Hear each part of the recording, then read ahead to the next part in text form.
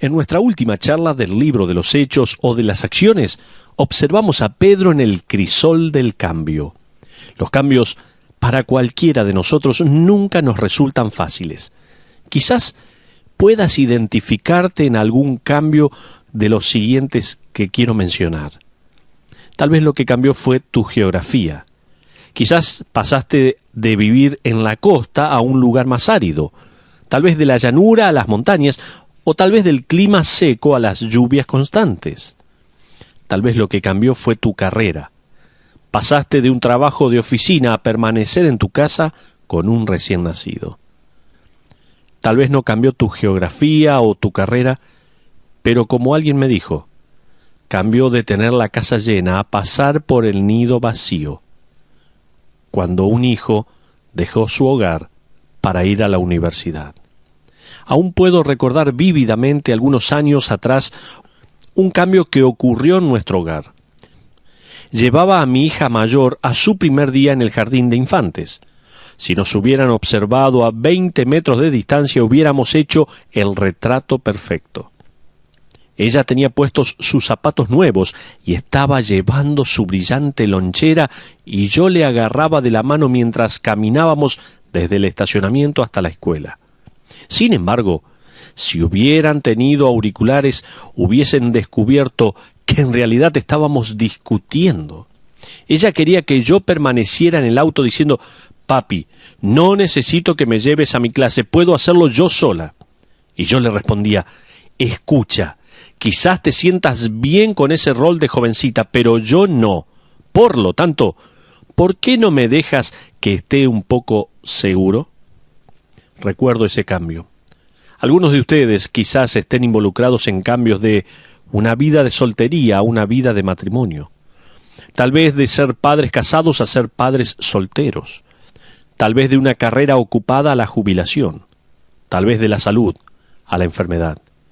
Ningún cambio es fácil. Resistimos naturalmente ante las aguas turbulentas, ante el cataclismo, las emociones y las penurias que son causas del cambio. Uno de los cambios más difíciles para enfrentar es un cambio relacionado con las largas tradiciones y a lo heredado del pasado. Y permíteme ser aún más específico. Los cambios son difíciles de aceptar cuando llegan a la iglesia, cuando involucra tu relación con Cristo, cuando afecta tu modo de adorar. Déjame dar una ilustración. Nuestra iglesia envía cartas a todos aquellos que nos visitan de otras ciudades, junto con una carta de agradecimiento por detenerse y unirse a nosotros. Les preguntamos qué les pareció y generalmente recibimos un manojo de respuestas. Les voy a leer las respuestas de dos personas que son de la misma ciudad y estuvieron de visita el mismo domingo. Las respuestas de ellos a las tarjetas fueron increíblemente diferentes.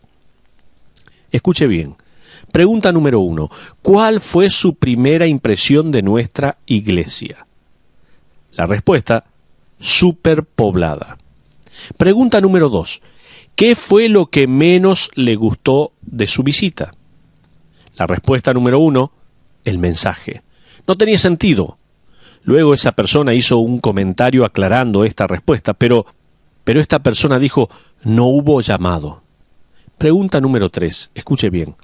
¿Cuál fue tu mejor experiencia en nuestra iglesia? Esta persona respondió: el profundo mensaje. Fue una experiencia de verdadera enseñanza bíblica.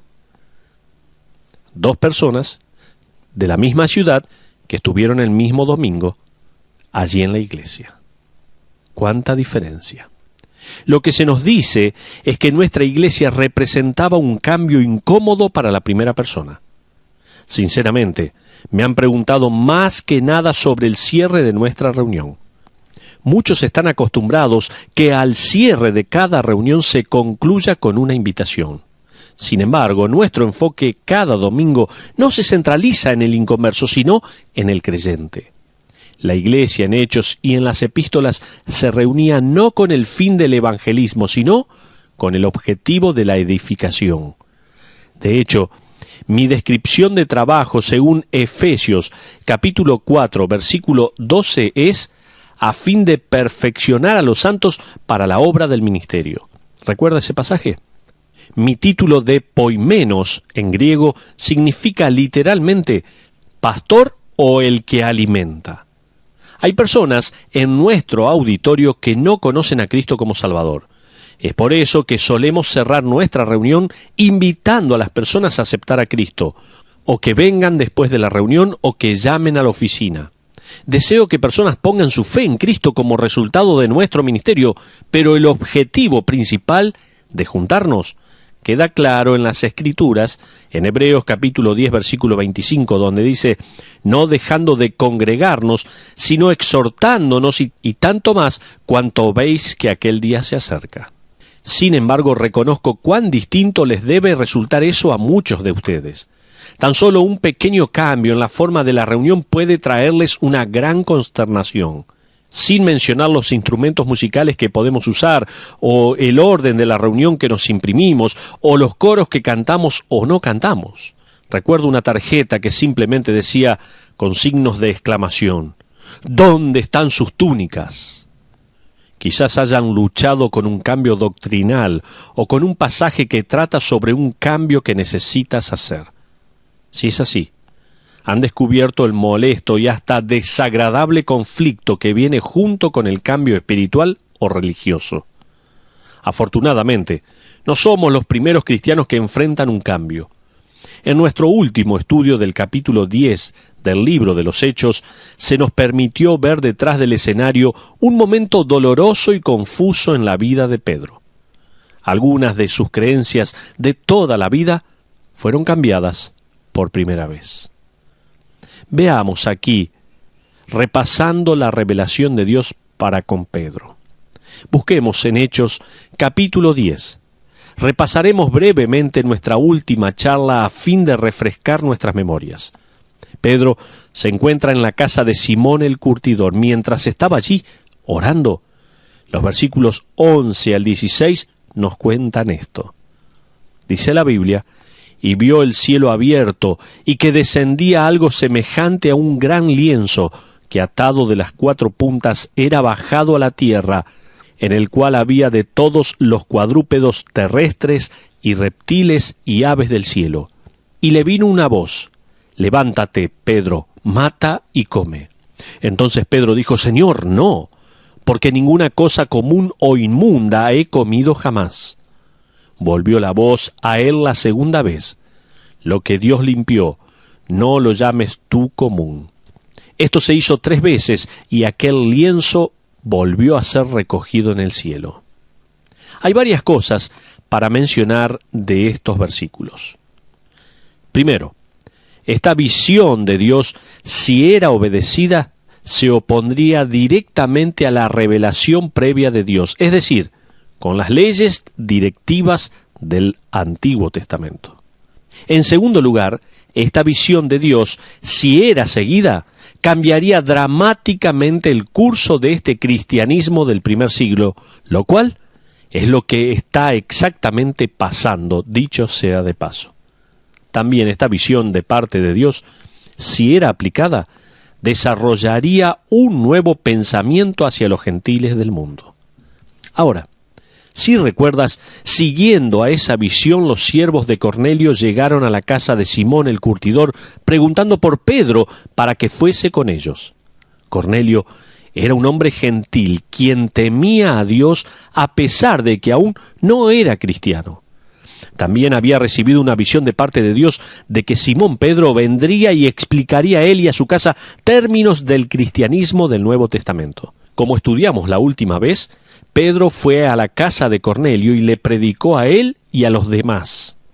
Luego de haber recibido a Cristo por fe, comió y compartió con ellos. ¡Qué desarrollos tan impactantes! La mayoría de nosotros no podemos apreciar los desarrollos debido a que no conocemos la tradición, la herencia y el estilo de vida que Pedro estaba dejando a un lado por el bien de la obediencia a Dios.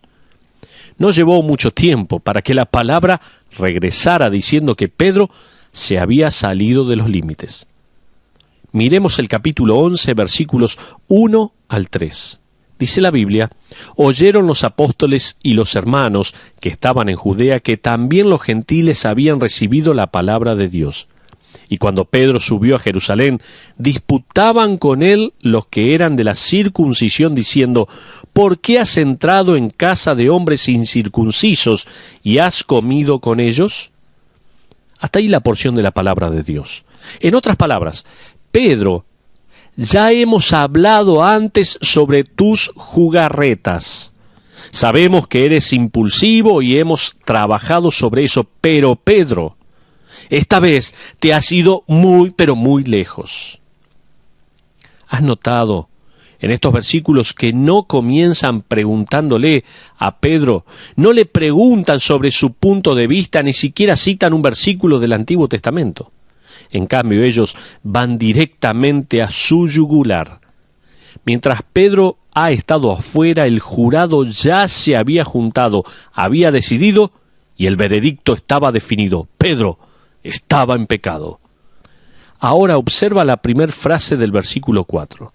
Entonces comenzó Pedro a contarles por orden lo sucedido, diciendo, detengámonos aquí. ¿Es Pedro el que habla aquí? ¿Pedro el emocional? ¿Pedro el que desenvaina espadas y aquel que rebana orejas? Era él. Imagina esta hostil escena en donde Pedro es acusado de hipocresía e inconsistencia y de impiedad. ¿Cómo tratan a las personas que los acusan cuando ellos están equivocados y ustedes están en lo correcto? Continuemos adelante con este repaso que estamos haciendo, no solamente de la revelación de Dios para con Pedro, sino también vamos a repasar la respuesta de Pedro a la iglesia.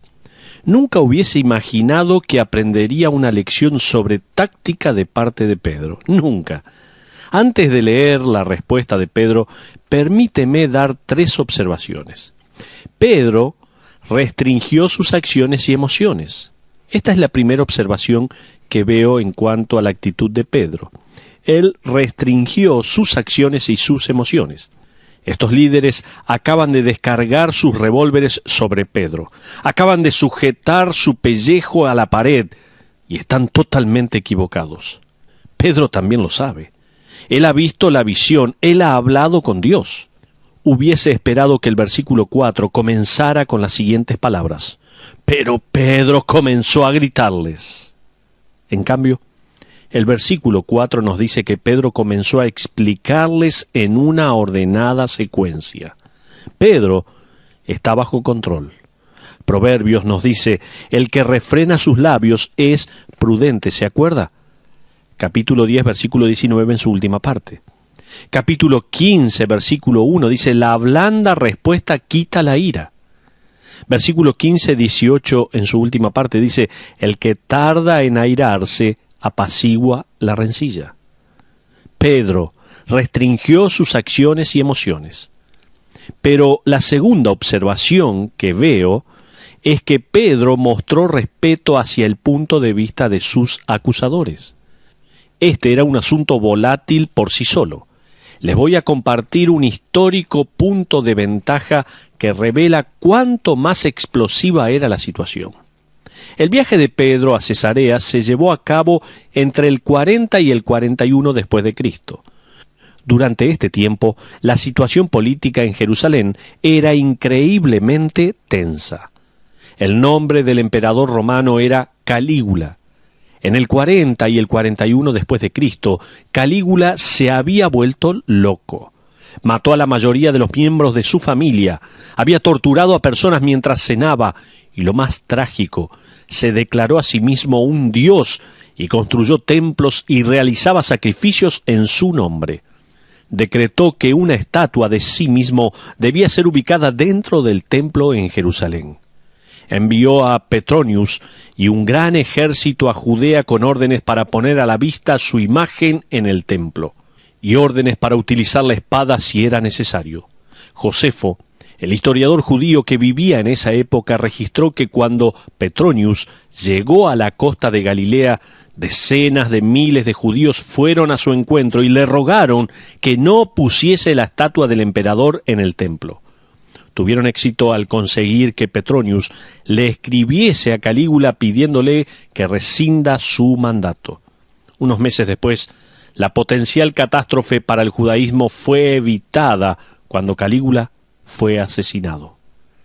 Les cuento eso de manera que puedan saber y sentir con un poco más de profundidad el contexto de este evento.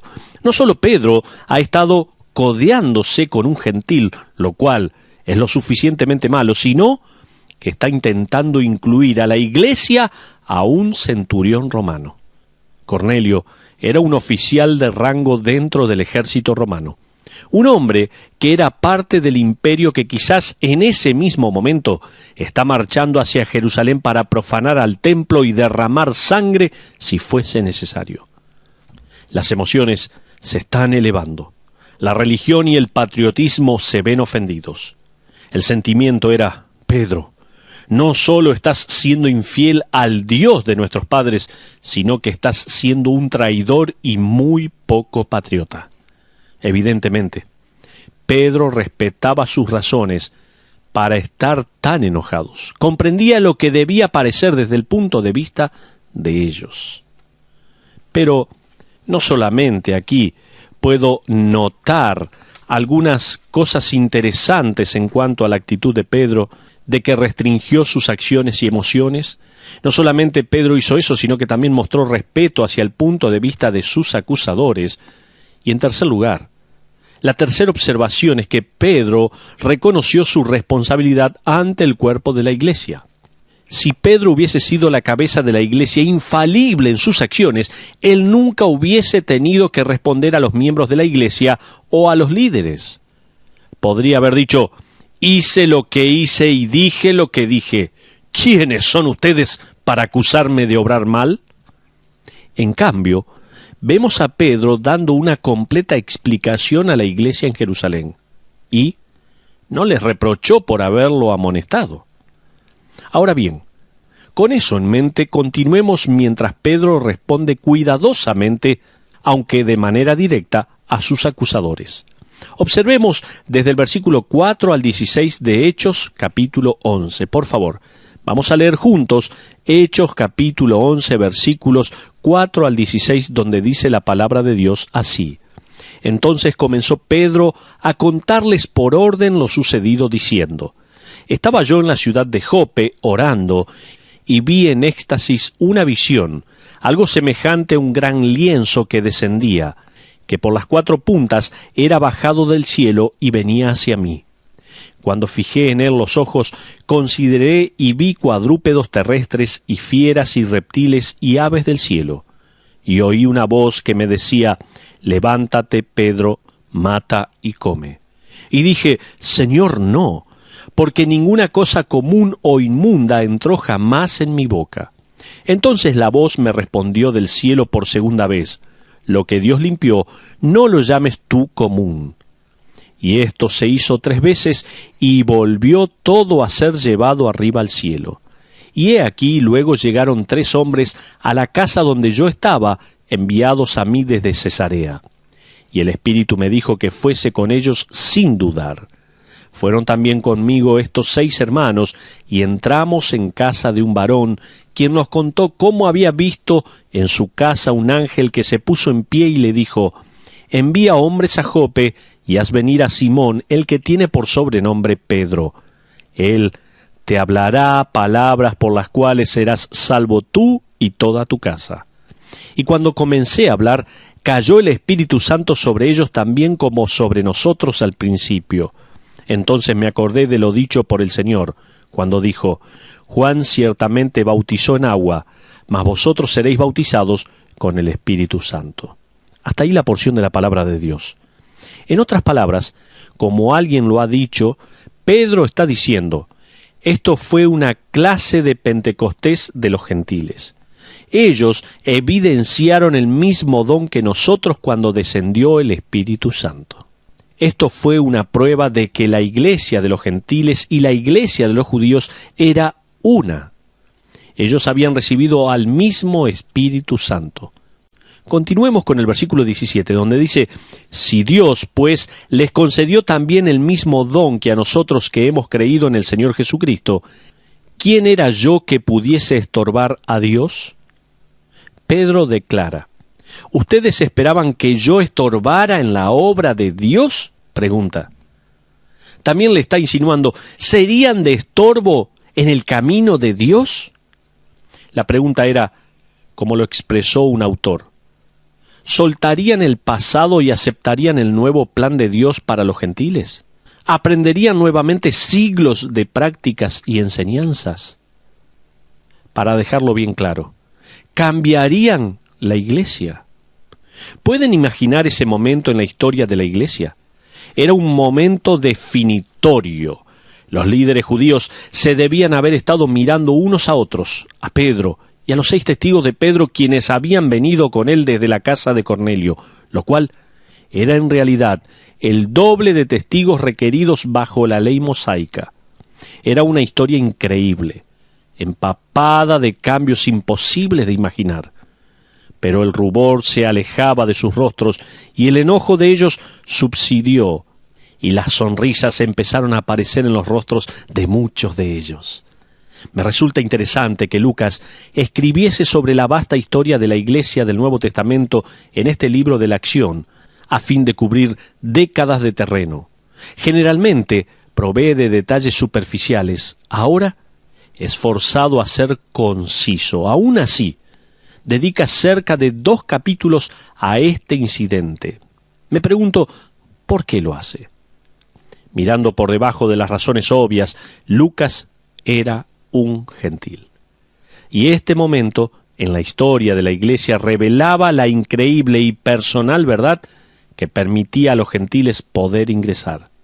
Eran miembros de la Iglesia de Jesucristo. Observemos el versículo 18 ahora.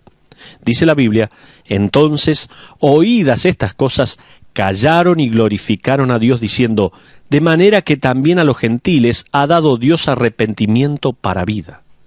Ahora, quiero introducir que no todos estaban contentos sobre esto. Hay una tragedia en esto, ya que algunos se negaron a cambiar.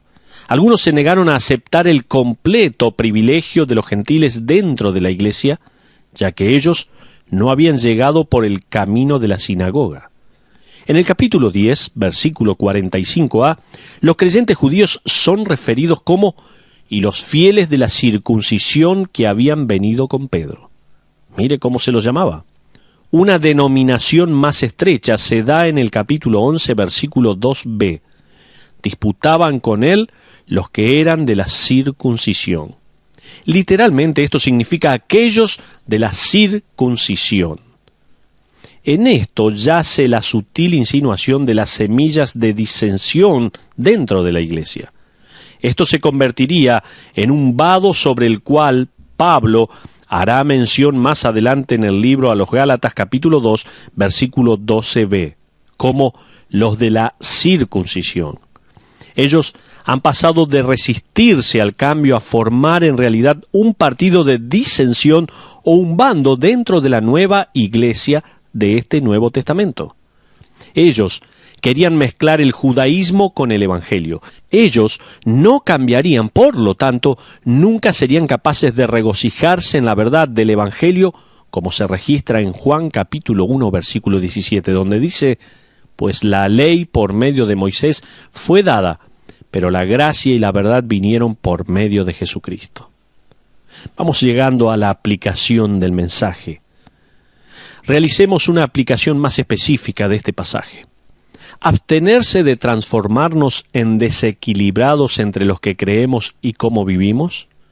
¿Distinguir entre las disciplinas piadosas y el legalismo? ¿Determinar qué hay que mantener y qué hay que cambiar? Dicho de otra manera, estos problemas no son problemas únicamente del primer siglo. Las controversias relacionadas a la vida y al andar cristiano han recibido mucha más atención de lo que han merecido. Por ejemplo, en el siglo II, un hombre joven le preguntó a un padre de la iglesia cómo podía seguir más diligentemente a Cristo. La respuesta fue escrita: olvídate de la ropa de color. Quita de tu guardarropa cualquier cosa que no sea blanca. Evidentemente, esto fue tomado del Apocalipsis, en donde los santos usarían vestimentas blancas.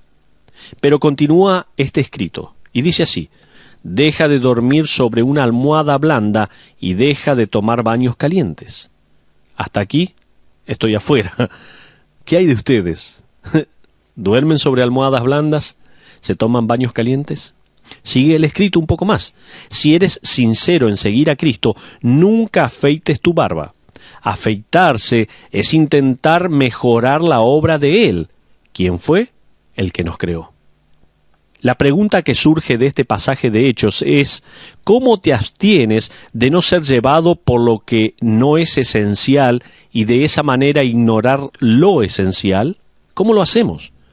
¿Cómo determinamos qué es lo que debemos hacer como creyentes y lo que no debemos hacer?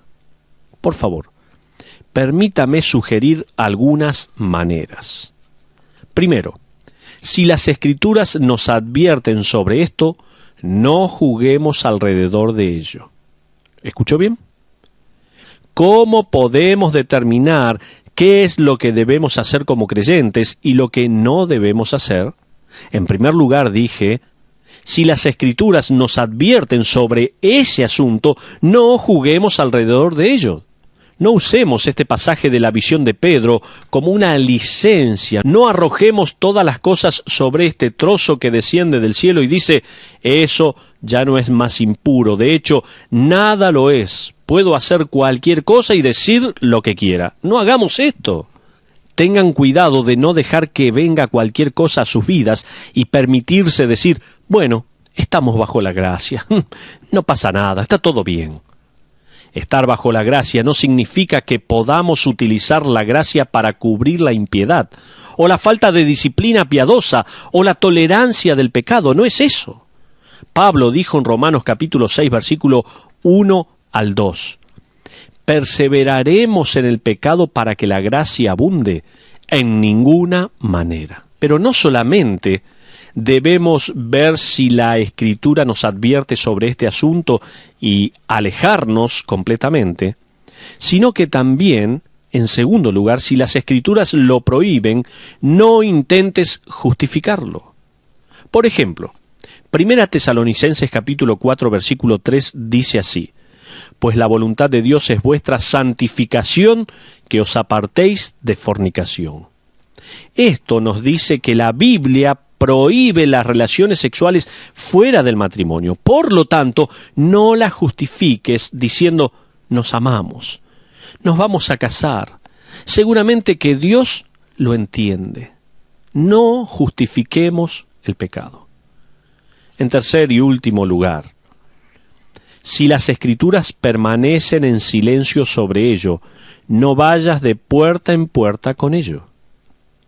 No cambies lo que Dios pueda estar haciendo en tu vida en una cruzada pública.